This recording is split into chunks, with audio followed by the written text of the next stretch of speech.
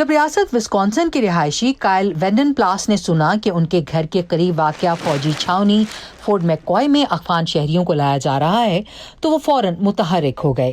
جیسے ہی میں نے ای میل پڑھی تو 10 منٹ کے اندر خود کو رجسٹر کر لیا اور کام کے لیے تیار ہو گیا۔ کائل ٹیم روبیکون کے لیے بطور رضاکار کام کرتے ہیں۔ یہ امریکی چھاونی فورٹ میکوائے میں عارضی طور پر بسائے گئے تقریباً 13,000 افغان مہاجرین کے لیے بڑی مقدار میں آنے والے احتیاط اور اشیاء پہنچانے کا کام کر رہی ہے۔ انہیں بنیادی سہولیات کی ضرورت ہے۔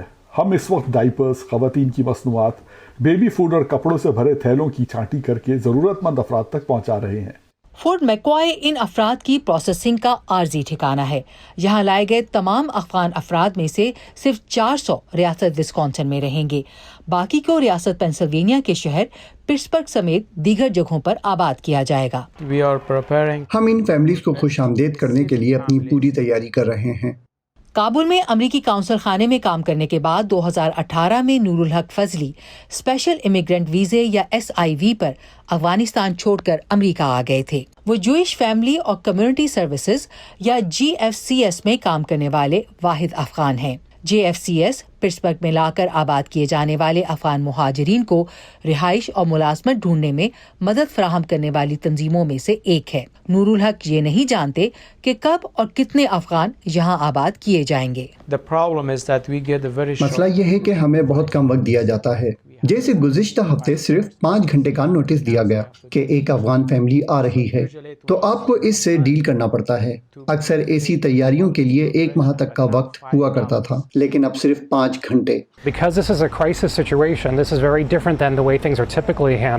JCFS کے صدر جارڈن گولن کہتے ہیں کہ تیز اور افراتفری کے عالم میں ہونے والے افغانستان سے مہاجرین کے فوراً انخلاء کے باوجود امریکہ کو ان کی وجہ سے ممکنہ سیکیورٹی خطرات کے اندیشے محض مبالغہ آرائی ہیں۔ اسپیشل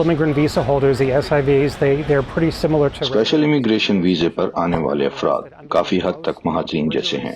یہ مہاجرین کی ایک خاص کیٹیگری میں ہیں جنہیں اس ملک میں چھان بین کے سب سے سخت سلسلے سے گزرنا پڑتا ہے۔ انہیں یہاں آنے کے لیے وزارت خارجہ کی کلیئرنس درکار ہوتی ہے، لیکن اس سے پہلے بھی انہیں ہیلتھ سیکیورٹی اور بیک گراؤنڈ چیک جیسے اسکریننگ کے بہت سے مراحل سے گزرنا پڑتا ہے۔ یہ بہت طویل عمل ہے، تو جب وہ یہاں آتے ہیں تو سیاحت، اسٹوڈنٹ یا دیگر ویزوں پر آنے والوں کی نسبت ہم ان کے بارے میں کہیں زیادہ معلومات رکھتے ہیں۔ ہماری حکومت یہاں موجود افغان مہمانوں کی چھان بین کر چکی ہے۔ انہوں نے بیرون ملک ہمارے ساتھ کام کیا اور بہت قربانیاں دی۔